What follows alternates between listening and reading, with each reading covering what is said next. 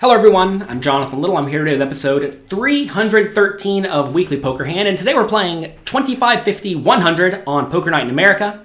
Alec Trelli gets Ace-King offsuit under the gun and raises it up to 300. Jennifer Tilly calls King-6 of spades, which is a little bit splashy in the hijack seat, but whatever. Dan Zach wearing the fish hat folds Ace-7 offsuit. Around to me in the small blind with pocket jacks. This is a spot where I can definitely 3-bet or call, but I think Alec Trelli plays a little bit tight and aggressive from early position, which, you know, is just good, fine poker. And whenever I'm against someone who's playing a little bit tight from early position, I typically just flat call some of the hands I don't necessarily want to 3-bet and then get 4-bet with. And if you think about it, if I do 3-bets, let's say 1,500 in the spot with jacks, and then Trelli makes it 4,000, do I really want to be getting it all in for $15,000 here, which is how deep we are? And I think the answer is definitely not. So then I end up calling and then playing out of position on a lot of flops where you could just have aces, kings, or queens. It ends up being a pretty nasty spot. So while we certainly are pushing pre-flop equity by 3-betting, I think we're going to play this spot a little bit better by just calling. And I'm not going to say we are set mining, but we're kind of set mining with the idea that sometimes we're going to get an overpair that is likely good. So I definitely like calling in this situation, knowing that I'm just going to be checking every flop, and then we're going to get to see what develops a lot of the time, right? Like, say it even does come 8-7-4. If we check and it goes like bet raise or bet call or something like that, we're going to start to be a little bit cautious. And sometimes we don't even put in any more money when it goes bet and raise, right? So I like calling and seeing what develops. The graphics are going to take a second to catch up here. If you're listening to this on an audio podcast, well, you can also watch this with a video. Makes it way easier to follow. You can watch that at youtube.com/pokercoaching. So Steve Furman calls small blind with 5-4 diamonds, and Gonzalez calls big blind with 8-7 offsuit, which is fine. I'm going to be checking every flop. Flop comes 6-5-3. Let's take a second, see what everyone has.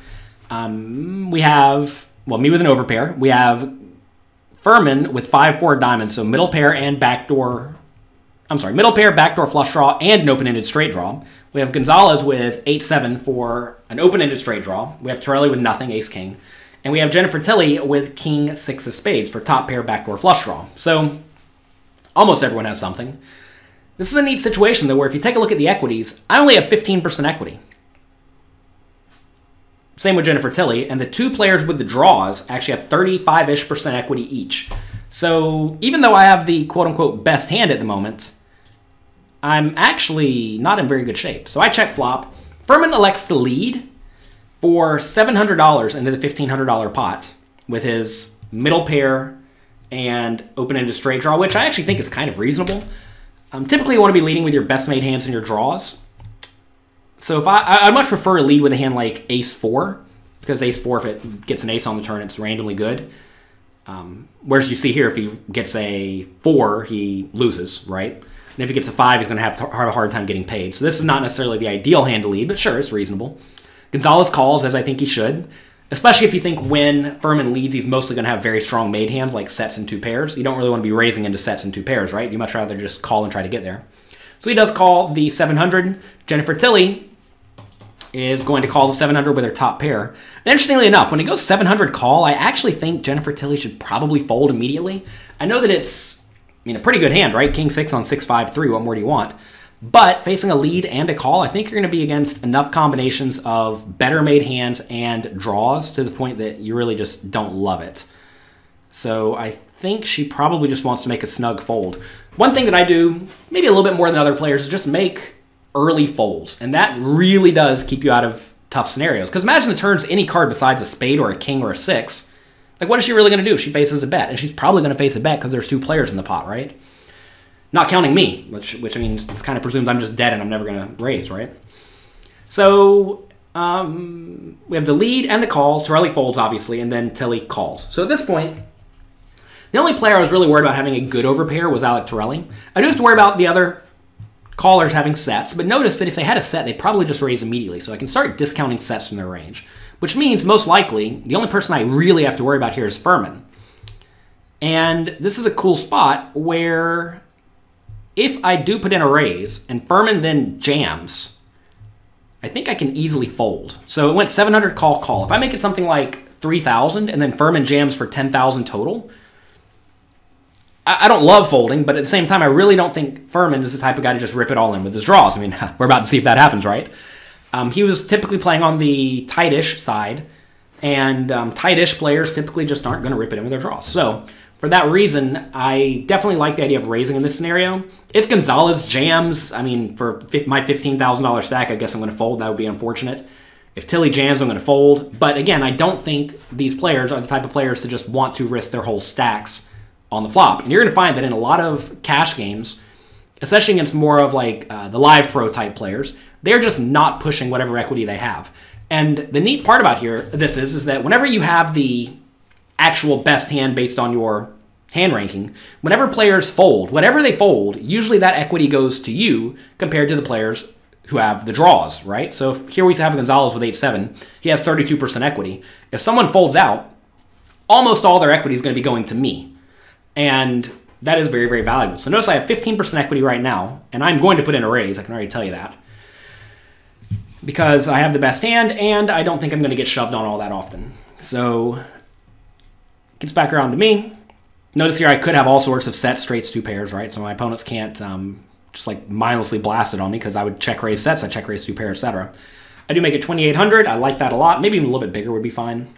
Back around to Furman. He has to call 2,100 with his 5-4. It's a dicey spot, right? And this is actually a pretty good hand, middle pair and a draw.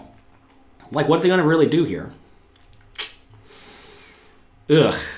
I guess in this scenario, he should probably go ahead and call, just realizing he really needs to improve to win this pot. And if he doesn't improve, well, he's not going to win this pot. I think that's probably the right play. Yeah, you're inviting other people to call, but that's fine when you're essentially playing your hand as it is a draw. Like, Furman's not calling here thinking my 5's good, or his 5 is good. He's calling here thinking I need to get the 7 or the 2 or the 5. If he does take the pot heads up, if he gets a 4, you probably have to stack off on that too. You don't love it, but you probably do. So, dicey spot for him, but I would have called in his scenario. But after some thought, he's actually going to fold, and I think that's just a little bit too tight. So he's giving it thought, and he's going to fold. And the merits to folding here, that you have two players yet to act who, you know, very easily could just jam on you. Like if they have sets now, say Gonzalez or Tilly did slow play a set, they're just going to be all in. Say they did slow play the 5 or the 7-4, they're just going to be all in. They slow played the 4-2, they're going to be all in. So this is a pretty tough spot for him being in the worst position, which really is like another reason to just not be leading all that often. Because if it goes check, check on the flop, now you essentially get to get information by seeing what the other players do. So Furman does fold, and then Gonzalez very quickly folds. Gonzalez is actually one of the more loose, splashy players at the table, and I'm kind of surprised he folded for 2,000 more into a pot that would be about 8,000 with 8-7 here. Because he's getting just very close to the right immediate pot odds to draw to the straight. And he knows whenever you're drawing to the nuts, it's nice because your draw is always very live. His problem here is that if a 4 comes, he's going to have a tough time getting paid. But even then, when you're just getting straight odds to draw, you don't really need implied odds, right? Also, I think it's pretty unlikely Jennifer Tilly jams all in at this point because you'd have to think she'd raise after a bet and a call on the flop with her really good hands. So whatever she has is not in great shape. So I definitely like the idea of calling with the 8-7. I'm surprised that he folded it. Background Jennifer Tilly. Does she stick around now? Do take a look at the equities, by the way. Whenever Furman folded, my equity immediately jumped up to 40-something%. When Gonzalez folded, my equity jumped up to 75%. So by raising here, we got both players with 35-ish% equity each to fold, and the vast majority of that went to me, which is very relevant. Background to Jennifer Tilly. 2,000 more to a pot that's going to be 8,000. I mean, gosh, with top pair, backdoor flush draw, overcard, I think I'd probably call this one too. I wouldn't like it, but being in position, I think here, it's probably okay to peel. Again, the problem is you could just be dead, right? So of the other two players, I would definitely have called with their hands because they're very rarely just stone dead. I get 5-4 could be dead when I have 7-4, but that's pretty hard for me to have. 8-7 is never dead because you're just drawn to the nuts. And, you know, Tilly could be dead. So of the players involved, I don't mind Tilly's fold. If Tilly was first to act with the other two players yet to act, I definitely would have folded. But being that she's closing the action, it's probably okay to stick around. You are going to find, though, like I said, in cash games, people just really don't want to play big pots on the flop in spots where they have marginal holdings. And you can take advantage of that by putting in raises with all sorts of stuff and putting them in tough spots. Like, notice if I had ace-4 here. maybe I should just be raising. I'm probably not raising all that often, but maybe I should. If people are going to be folding out the hands that they folded in this scenario, that is going to work out very, very well for me. And you may say, oh, you're just a nit and they're folding because they think you have the nuts. The thing is, though, is that I've actually been playing a lot of pots. At this table, I'm probably the third loosest player behind Tilly and Gonzalez. So it's not like I'm being a nit or anything. I'm actually playing a lot of hands. And despite that, they're still folding. And maybe this is a function of being on TV. Maybe a lot of people don't want to look silly on TV by, paying off the nit poorly. But this one worked out amazingly well because I had 15% equity, and then we put in a raise, and then all of a sudden we have 100. So that's going to be it for this episode of Weekly Poker Hand. Hope you enjoyed it. Good luck in your games this week. Have fun, and I'll talk to you next time.